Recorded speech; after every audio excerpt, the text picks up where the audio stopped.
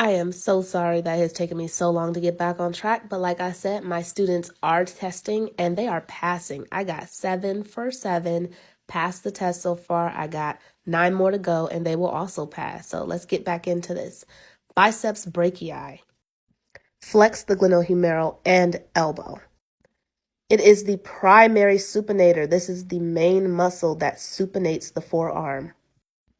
Attachment sites of note include the coracoid process, along with pec minor and coracobrachialis, the coracoid process, but also the long head of the biceps starts at the supraglenoid tubercle, passes through the intertubercular or bicipital groove. You can hear either name on practice tests and MBLEX, the intertubercular or bicipital groove.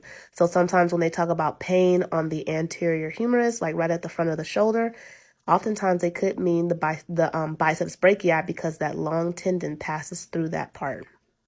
Moving on to the triceps brachii.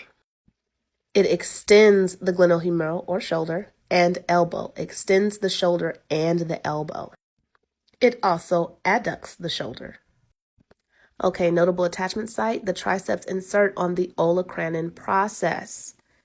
Olecranon process, an example of a test question you may get, or one I've seen on practice tests is, if you wanted to access the olecranon fossa, which would be this indentation right here that receives the olecranon process, what tendon might you have to palpate through?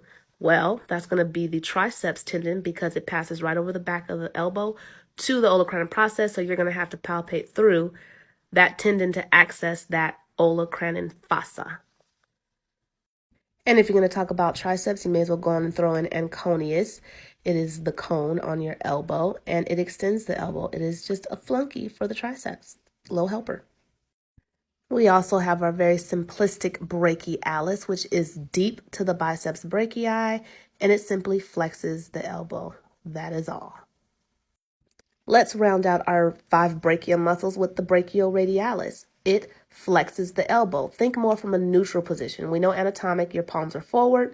Now think more hammer curl with your thumbs facing forward and you flex your elbow. Brachioradialis. Now imagine you are turning the dial on your radio, either the volume, whatever. You supinate and pronate. That helps me remember brachioradialis, the radio, turning the volume up or down. It supinates and pronates. Think about against resistance, like tightening or loosening a screw with the screwdriver. And notable origin, the lateral elbow. Not exactly the lateral epicondyle, but above that, the lateral supracondylar ridge to the radial styloid process.